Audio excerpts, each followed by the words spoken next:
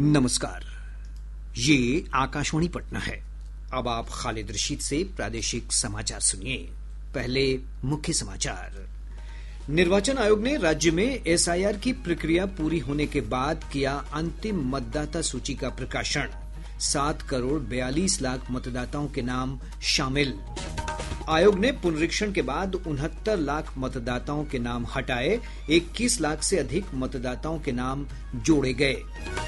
केंद्र सरकार ने नवादा और पावापुरी को जोड़ने वाली नई रेल परियोजना को मंजूरी दी। परियोजना के पूरा होने से जैन सर्किट में धार्मिक पर्यटन को नई दिशा मिलेगी। भोजपुरी सिने स्टार पवन सिंह ने की भाजपा में वापसी। दिल्ली में केंद्रीय गृह मंत्री अमित शाह और रालोमो प्रमुख उपेंद्र कुशवाहा से की मुलाकात। और पूरे प्रदेश में श्रद्धा और उल्लास के साथ मनाई जा रही है महाअष्टमी। पूजा पंडालों में देवी के दर्शन और पूजन के लिए श्रद्धालुओं की उमड़ी भारी भीड़। अब समाचार विस्तार से। निर्वाचन आयोग ने राज्य में विशेष गहन पुनरीक्षण की प्रक्रिया पूरी करने के बाद आज अंतिम मतदाता सूची का प्रकाशन कर दिया है। अंतिम मतदाता सूची में 7,42,00,000 मतदाताओं के नाम शामिल किए गए हैं। इनमें 21,53,000 नए मतदाता का नाम जोड़ा गया है, जबकि 69,29,000 मतदाताओं के नाम हटा दिए गए हैं। एसआईआर से पहले जून 2025 में राज्य में मतदाताओं की कुल संख्या 7,89,00,000 थी। इसी सूची के आधार पर विधानसभा चुनाव कराए जाएंगे। मुख्य निर्वाचन पदाधिकारी विनोद सिंह गुंजियाल ने बताया कि कोई भी मतदाता आयोग की वेबसाइट voters.eci.gov.in के माध्यम से मतदाता सूची में अपने नाम का विवरण देख सकता है। श्री गुंजियाल ने कहा कि जिला मुख्यालय के साथ साथ विधानसभा क्षेत्र के स्तर पर भी मतदाता सूची उपलब्ध करा दी गई है। इससे पहले आयोग ने 1 अगस्त को प्रारूप मतदाता सूची जारी की थी। आयोग ने कहा कि बिहार के बाद मतदाता सूची को संशोधित करने के लिए विशेष अभियान पूरे देश में आयोजित किया जाएगा। पटना जिले में अंतिम मतदाता सूची प्रकाशन के बाद मतदाताओं की संख्या 48,15,000 हो गई है। प्रारूप मतदाता सूची में मतदाताओं की संख्या 46,51,000 थी। इसमें 1,63,000 की बढ़ोतरी हुई है।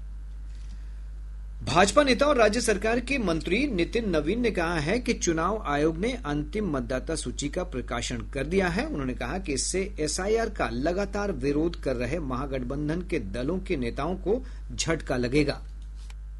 आज कई लोगों के राजनीतिक मुद्दे खत्म हो जाएंगे, जिन्होंने राजनीतिक माहौल बनाने का प्रयास किया, वोट के चोरी का आरोप लगाया, जबकि वोट के खुद वे खुद लूटने वाले लोग, जिन्होंने वोट को हमेशा बंदूक के नोक पर लूटा हो, वो आज वोट की चोरी की बात कर रहे हैं। आज उनका जमीन घिसक जाएगा। जो घुसपैठियां हैं उनको ही इस पूरे प्रोसेस में रोका गया।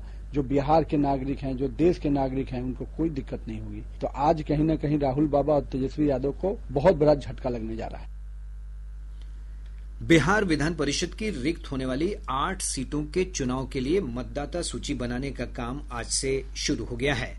इसके साथ ही मतदाता सूची में नाम शामिल करने के लिए योग्य मतदाताओं से आवेदन स्वीकार किए जा रहे हैं। आवेदन की अंतिम तिथि 6 नवंबर निर्धारित की गई है। जिन सीटों के लिए चुनाव होना है उनमें पटना, दरभंगा, तिरहुत और कोसी स्नातक निर्वाचन क्षेत्र तथा पटना, दरभंगा, तिरहुत और सारण शिक्षक निर्वाचन क्षेत्र शामिल हैं। केंद्र सरकार ने नवादा और पावापुरी को जोड़ने वाली नई रेल परियोजना को मंजूरी प्रदान कर दी है। रेल मंत्री अश्विनी वैष्णव ने इसकी जानकारी देते हुए कहा कि राज्य में रेल संपर्क के विस्तार और क्षेत्रीय विकास को गति देने के लिए यह निर्णय लिया गया है। उन्होंने बताया कि 25 किलोमीटर से अधिक लंबी इस रेल लाइन के निर्माण पर 492 करोड़ से अधिक की लागत आएगी।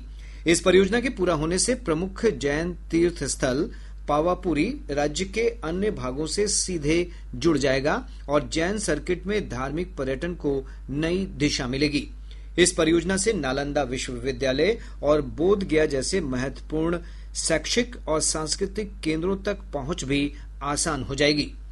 इधर नवादा से भाजपा सांसद विवेक ठाकुर ने परियोजना की स्वीकृति के लिए प्रधानमंत्री नरेंद्र मोदी का आभार जताया है। उन्होंने कहा कि बिहार में रेल क्रांति का लाभ इस क्षेत्र को भी मिलने जा रहा है।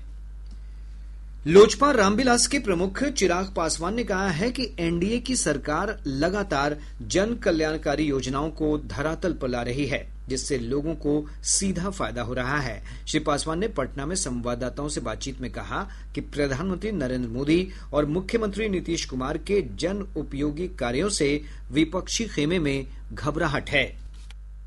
जिस तरीके से एक के बाद एक केंद्र सरकार और राज्य सरकार, मेरे प्रधानमंत्री आदरणीय नरेंद्र मोदी जी और बिहार के मुख्यमंत्री नीतीश कुमार जी ने मिलकर न सिर्फ योजनाओं की घोषणा करने का काम किया है, उनको धरातल पर भी उतारने का कार्य किया। कई ऐसी जन कल्याण की योजना जिसको लागू करने का काम किया, जो विपक्ष सपने दिखाता रहा था बिहार को कि हम आएंगे तो हम ऐसा करेंगे, हम आएंगे तो हम ऐसा करेंगे। अरे प्रभु, दिए तो थे आपको 15 साल, इतनी ही चिंता और इतने ही विजनरी आप थे और आपका परिवार था, तो क्यों नहीं आपने उस वक्त इन योजनाओं को अपने धरातल पर उतार दिया था। भोजपुरी सिने स्टार पवन सिंह ने आज नई दिल्ली में भारतीय जनता पार्टी के वरिष्ठ नेता और केंद्रीय गृहमंत्री अमित शाह से उनके आवास पर मुलाकात की। भाजपा में पवन सिंह की वापसी की चर्चा के बीच ये मुलाकात काफी महत्वपूर्ण मानी जा रही है। इससे पहले पवन सिंह ने रालोमो प्रमुख उपेंद्र कुशवाहा से भी मुलाकात की। इस दौरान भाजपा के वरिष्ठ नेता और बिहार प्रभारी विनोद तावड़े भी मौजूद थे। गौरतलब है कि 2024 के लोकसभा चुनाव में पवन सिंह ने निर्दलीय उम्मीदवार के रूप में काराकाट से चुनाव लड़ा था। इस सीट पर उपेंद्र कुशवाहा चुनाव हार गए थे, जबकि महागठबंधन के प्रत्याशी को जीत मिली थी। लोजपा रामविलास के प्रमुख चिराग पासवान ने कहा है कि जनसुराज के संस्थापक प्रशांत किशोर द्वारा एनडीए नेताओं पर लगाए जा रहे आरोपों की जांच होनी चाहिए। पटना में मीडिया से बातचीत करते हुए श्री पासवान ने कहा कि आरोपों का जवाब दिया जा रहा है, लेकिन जांच से सब कुछ स्पष्ट हो जाएगा। प्रशांत जी एक के बाद एक कई आरोप पे आरोप लगा रहे हैं। ये सही मायनों में कुछ तथ्यों के साथ वो जानकारी साझा कर रहे हैं या सिर्फ आरोप लगा रहे हैं? मैं मानता हूं कि ये तमाम बातें जांच का विषय है। मैं मानता हूं कि जिन जिन के ऊपर आरोप लगाए गए हैं वो पूरी तरीके से सक्षम हैं अपना पक्ष रखने के लिए। उनमें से कुछ नेता ने बहुत प्रमुखता से मानहानि का दावा भी किया है, और भी जो स्पष्टीकरण की जरूरत पड़ेगी समय समय पर ये आरोप लगाएंगे, वो जवाब देंगे। दूध का दूध, पानी का पानी अपने आप होगा। प्रधानमंत्री नरेंद्र मोदी द्वारा घोषित वस्तु और सेवा कर बचत उत्सव 22 सितंबर को शुरू हुआ और ये समाज के सभी वर्गों को लाभान्वित कर रहा है। अगली पीढ़ी के जीएसटी सुधार भारत की अप्रत्यक्ष कर प्रणाली को सरल बनाने की दिशा में एक महत्वपूर्ण कदम है। ये सुधार विभिन्न वस्तुओं और सेवाओं पर कर की दर कम करके नागरिकों को पर्याप्त लाभ प्रदान कर रहे हैं। नए जीएसटी सुधारों के अंतर्गत सरकार ने सीमेंट, मार्बल और ग्रेनाइट जैसे निर्माण से जुड़ी चीजों पर टैक्स को घटाकर आम आदमी को बड़ी राहत दी है। नए कर ढांचे के अंतर्गत सरकार ने मार्बल और ग्रेनाइट पर कर की दरों को 12% से घटाकर 5% कर दिया है। जीएसटी में इस कटौती से निर्माण में इस्तेमाल होने वाले सामानों की लागत में कमी आई है, जिससे आवास और बुनियादी ढांचा परियोजनाएं और अधिक किफायती हो गई हैं। इसी प्रकार सीमेंट पर भी जीएसटी को 28% से घटाकर 18% कर दिया गया है। वहीं सरकार ने ईंटों के निर्माण के लिए जॉब वर्क पर कर को घटाकर 5% कर दिया है, जो पहले 12% हुआ करता था। इस निर्णय से ग्रामीण क्षेत्रों में आवास निर्माण की लागत कम होगी और ईंट भट्टे चलाने वाले सूक्ष्म, लघु और मध्यम उद्यमों को भी समर्थन मिलेगा। जीएसटी 2.0 के तहत इस युक्तिकरण से उपभोक्ताओं और निर्माताओं को राहत मिलने के साथ ही आवास उद्योग को भी बढ़ावा मिला है। कर में कटौती से घरेलू स्तर पर प्रतिस्पर्धा बढ़ेगी और आयातित प्राकृतिक पत्थरों पर निर्भरता भी कम होगी। फर्श, आंतरिक सज्जा और सीमेंट की कम लागत से घर खरीदने वालों को लाभ मिलने की उम्मीद है और इससे सार्वजनिक व्यय का अधिक कुशल उपयोग होगा। रोहन के साथ सौम्या शरण, आकाशवाणी समाचार, दिल्ली। प्रादेशिक समाचार आप आकाशवाणी पटना से सुन रहे हैं। ताजा समाचारों के लिए आप हमारे एक्स हैंडल AIR_News पटना पर जा सकते हैं। शारदीय नवरात्र के 9वें दिन आज देवी दुर्गा के 8वें स्वरूप महागौरी की पूजा अर्चना की जा रही है।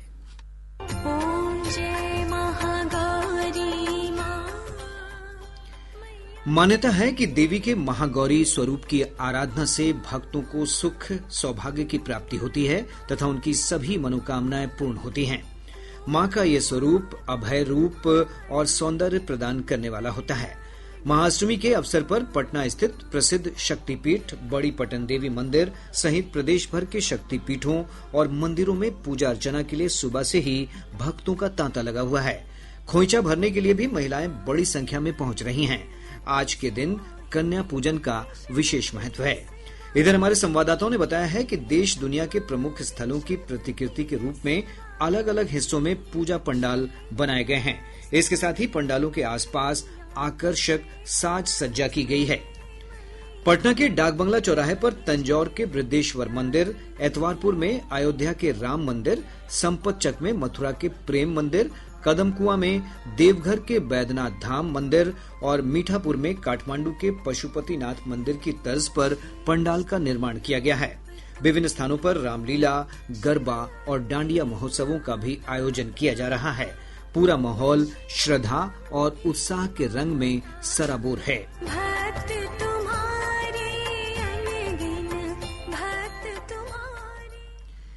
राज्यपाल आरिफ मोहम्मद खान ने आज पटना के डाकबंगला चौराहा स्थित पूजा पंडाल में पहुंचकर मां दुर्गा से राज्य के लिए सुख समृद्धि की प्रार्थना की। वहीं मुख्यमंत्री नीतीश कुमार ने महाअष्टमी के अवसर पर पटना सिटी स्थित प्रसिद्ध शक्तिपीठ बड़ी पटनदेवी और छोटी पटनदेवी में मां दुर्गा का दर्शन और पूजन किया। श्री कुमार ने अगमकुआं स्थित शीतला माता मंदिर में भी पूरे विधि विधान के साथ पूजा अर्चना की और राज्य में सुख, शांति और समृद्धि की कामना की। पत्र सूचना कार्यालय पीआईबी पटना के अपर महानिदेशक आशीष कुमार लकड़ा 30 वर्ष की सरकारी सेवा पूरी करने के बाद आज सेवानिवृत्त हो गए। इस अवसर पर पीआईबी के पटना कार्यालय में उनके सम्मान में विदाई समारोह का आयोजन किया गया। कार्यालय प्रमुख कुमार सौरभ समेत आकाशवाणी और दूरदर्शन के वरिष्ठ अधिकारियों ने उनके कार्यों की सराहना करते हुए उन्हें शुभकामनाएं दी। आकाशवाणी के पटना केंद्र में आयोजित हिंदी पखवाड़ा का आज समापन हो गया। इस अवसर पर पखवाड़ा के दौरान आयोजित विभिन्न प्रतियोगिताओं के 54 विजेताओं को नगद राशि और प्रशस्ति पत्र प्रदान किया गया। केंद्र प्रमुख हेमंत डी सिडाम ने आकाशवाणी क्लब में आयोजित पुरस्कार वितरण समारोह को संबोधित किया। केंद्र प्रमुख और अन्य वरिष्ठ अधिकारियों ने पुरस्कार प्राप्त करने वाले प्रतिभागियों को शुभकामनाएं देते हुए हिंदी के बढ़ते प्रयोग के विभिन्न आयामों पर चर्चा की। उर्दू और हिंदी के प्रसिद्ध साहित्यकार, विश्लेषक और कई पुरस्कारों से सम्मानित डॉक्टर कासिम खुर्शीद का आज पटना स्थित उनके पैतृक आवास पर निधन हो गया। वे 65 वर्ष के थे। उनके निधन पर अनेक गणमान्य लोगों ने शोक जताया है।